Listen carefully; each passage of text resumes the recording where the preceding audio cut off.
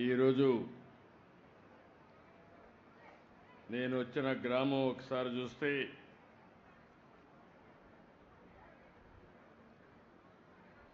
బుడగట్లపాళెం.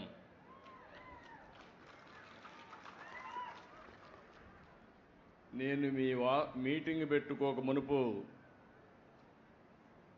నేను దగ్గర ఒక గంట చేపలు పట్టే ప్రతి ఒక్కరితో మాట్లాడాను. సముద్రం దగ్గరికి వెళ్ళాను. ఎవరైతే సముద్రంలో అప్పుడే చేపలు తీసుకొచ్చారో ఆ చేపలన్నీ చూశాను. అయితే ఇప్పటికే లేట్ అయింది కాబట్టి చాలా చేపలు చనిపోయే పరిస్థితి. అడిగాను, బ్రతికి తీసుకొస్తారా లేకుంటే కొన్ని చనిపోతాయంటే 2 విధాలుగా ఉంటుందని వాళ్ళు చెప్పారు. నాకు ఎక్కడైతే పోలీస్ అయితే స్వాగతం పలికాడు. మొట్టమొదటిసారిగా నేను వస్తానే మీ ఊర్లో స్వాగతం పలికింది పోలీస్ స్వాగతం పలికాడు. పోలీస్ ఎట్లయితే బందోబస్తుగా వస్తారో దానికంటే సమర్థవంతంగా అన్నీ నాకు ఎక్స్ప్లెయిన్ చేశాడు, మీ సమస్యలన్నీ. అక్కడి నుంచి నేరుగా మీ కష్టాలన్నీ కూడా విన్నాను. ఆ కష్టాలన్నీ విన్న తర్వాత కొంతమంది ఆడబిడ్డలు ఎండు చేపల్ని ఏ విధంగా తయారు చేస్తారో అది కూడా చూశాను. ఎవరైనా చేపలు ఎక్కువగా వచ్చినప్పుడు అవి మిగిలిపోతే ఆ చేపల్ని ఏ విధంగా ఎండబెట్టాలనో ఎండబెట్టి మళ్ళీ ఆ చేపలను నెత్తిన పెట్టుకొని గ్రామం పోయి అమ్ముకొని మళ్ళీ ఇక్కడికి వస్తున్నారు. వాళ్ళ కష్టాలు చూశాను. అక్కడి నుంచి నేరుగా బోట్ ఏ విధంగా రిపేర్ చేస్తారో పడవలు అది కూడా చూశాను. ఈరోజు చిన్న స్పేర్ పార్ట్స్ కూడా లేకుండా ఎక్కడికో పోయి శ్రీకాకుళం విశాఖపట్నం పోయి తెచ్చుకునే పరిస్థితి ఉంది. ఇంకో పక్కనే చేపలన్నీ వచ్చినప్పుడు పట్టుకుని తీసుకుని ఎవరైతే అమ్ముతారో అది కూడా చూశాను.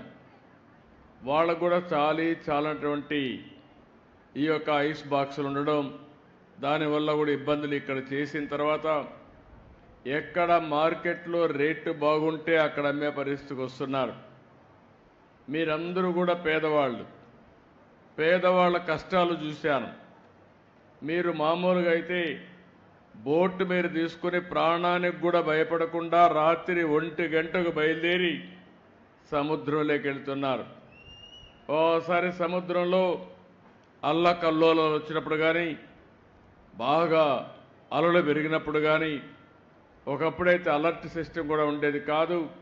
ఇప్పుడు కూడా చాలామంది ప్రాణాలు పోగొట్టుకునే పరిస్థితికి వస్తున్నారు. అయితే ఇక్కడ జరిగేది, కొంతమంది బోట్లన్నీ వాళ్లే కొని, మీ దగ్గర పెట్టుబడి లేదు కాబట్టి మీరు పట్టుకొచ్చిన చేపలు వాళ్లే తీసుకుని ఆ చేపల్లో సగం డబ్బులే మీకు ఇచ్చి వాళ్ళు మాత్రం బలిచిపోతున్నారు కానీ బాగుపడుతున్నారు కానీ మీరు మాత్రం నష్టపోతున్నారు. అది కూడా చూశాను. అక్కడి నుంచి పక్కనే వల రాత్రంతా వెళ్తారు. 1 గంటకో 2 గంటలకో మళ్ళా వస్తారు. అయిన తర్వాత ఆ వలంతా కూడా పోతే దాన్నంతా మళ్ళా కట్టుకోవాలి. అది కూడా చూశాను. అంటే ఈరోజు నేను చూసింది, మా ప్రభుత్వ యంత్రాంగం, మా సెక్రటరీ గారు ఉన్నారు, మా మినిస్టర్ గారు ఉన్నారు, అందరూ ఇక్కడ ఉన్నారు, మా కమిషనర్ కూడా ఇక్కడ ఉన్నాడు. కానీ ఏదైతే నేను ఆశించానో దానికి భిన్నంగా సమస్యలు ఉన్నాయి ఇక్కడ. మీరందరూ ఒక్కసారి ఆలోచిస్తే, ఏవైతే మత్స్యకారు గ్రామాలు తెలుగుదేశం పార్టీ వచ్చిన తర్వాతనే మీ యొక్క దిశ మారింది. ఇది యథార్థం అనే విషయం మీరు గుర్తుపెట్టుకోవాలి. అదే మరి మీలో కూడా ఒక పట్టుదలతో ఉంటారు. ఎన్నికలప్పుడైతే ఈ మత్స్యకారుల గ్రామాలుగా కట్టడి చేసి ఒకే మాట మీద ఉంటారు. ఆ విధంగా మాట మీదుండి ఎప్పుడు ఓట్లేశారు మీరు. ఎప్పుడు కూడా తెలుగుదేశం పార్టీకి, ప్రస్తుతం ఎన్డీఏ పార్టీకి వెనుకబడిన వర్గాలే వెన్నెముక. మొన్న కూడా అందరూ ఓట్లేశారు కానీ అందరిలో ఎక్కువ ఓట్లేసింది ఈ వెనుకబడిన వర్గాలు, అందులో మత్స్యకారులని చెప్పి కూడా నేను మీకు తెలియజేస్తున్నా. ఇవన్నీ చూసినప్పుడు నాకు కూడా ఒక పట్టుదల. మీ జీవితాలు మార్చవలసిన బాధ్యత మా మీద ఉంది. ఈరోజు వెనుకబడిన వర్గాల కోసం అనేక కార్యక్రమాలు చేశాం. అవి చాలవు, ఇంకా చేస్తా. ఎట్టి పరిస్థితుల్లో మత్స్యకారుల జీవితాల్లో వెలుగు తీసుకొచ్చే వరకు మీ వెంట నేనుంటాను. మా పార్టీ ఉంటుంది, ఎన్డీఏ ఉంటుందని మరొక్కసారి హామీ ఇస్తున్నా. 10 నెలలైంది. అనేక సమస్యలున్నాయి గవర్నమెంట్లో. నేను 4వసారి ముఖ్యమంత్రి. ఎప్పుడూ లేని ఇబ్బందులు చూస్తున్నా. నాకే అర్థం కావడం లేదు. ఎటు చూసినా గందరగోళమే. ఏం చేశారో నాకు అర్థం కాలేదు. దగ్గర 10 లక్షల కోట్ల రూపాయలు అప్పు చేశారు. ఎక్కడ పెట్టారంటే ఎక్కడ పెట్టారో అది కూడా అర్థం కాల. లెక్కలు కూడా లేవు. అవన్నీ చూసిన తర్వాత అయితే నా ఇబ్బందులు మీకు చెప్పి మిమ్మల్ని ఇబ్బంది పెట్టను. ఎన్ని ఇబ్బందులున్నా మీ సమస్యల పరిష్కారం చేస్తామని మరొక్కసారి మీ అందరికీ హామీ ఇస్తున్నాం. 93% గెలిపించారు మా ఈశ్వరరావు గారు, ఎన్డీఏ అభ్యర్థి.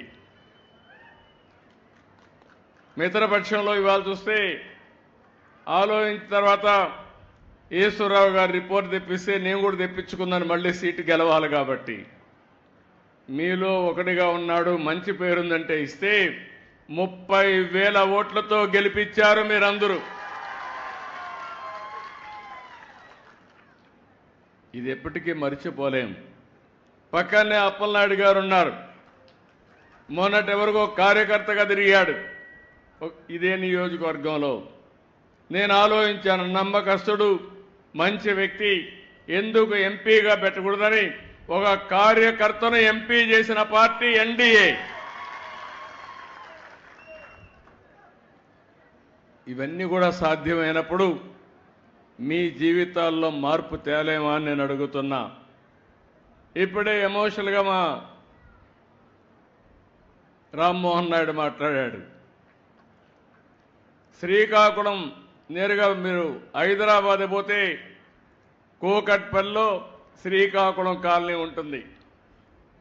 ఢిల్లీకి పోతే శ్రీకాకుళం కాలనీ ఉంటుంది. ఎక్కడ పోయినా శ్రీకాకుళం కాలనీ ఉంటుంది. ఆర్మీలో ఎక్కువ ఎవరు దేశాన్ని కాపాడడానికి పనిచేస్తారంటే దానికి చిరునామా కూడా మళ్ళీ శ్రీకాకుళమే. అలాంటి త్యాగాలు చేశారు. వేరే రాష్ట్రాలకు పోయి ఆ ప్రాంతాల అభివృద్ధి కోసం మీరు పనిచేస్తున్నారు. అందుకే ఇక్కడ చూశాను, మా నాయకులు కూడా రోషం రావాలని చెప్పాను. 26 జిల్లాలుంటే 26 జిల్లాల్లో తక్కువ తలసరి ఆదాయం, దీన్ని ఇంగ్లీష్లో పర్ క్యాపిటా ఇన్కమ్ అని మాట్లాడతాం. తలసరి ఆదాయం అంటే ఆ ఇంట్లో ఎంతమంది ఉంటే అంతమందికి కలిసి అంతే ఆదాయం వస్తుంది. అంటే అంత తక్కువ ఆదాయం రావడానికి ఇక్కడ ఎలాంటి కొరతలు ఉన్నాయి? తెలివితేటలకు కొరత లేదు. నాయకత్వానికి ఏమాత్రం కూడా తక్కువ కాదు. వనరులైతే వంశధార ఉంది, నాగావళి ఉంది, నిరంతరం నీళ్లు వస్తాయి, సముద్ర తీరం ఉంది. నేషనల్ హైవే ఎక్కువ ఉండే జిల్లా శ్రీకాకుళం జిల్లా.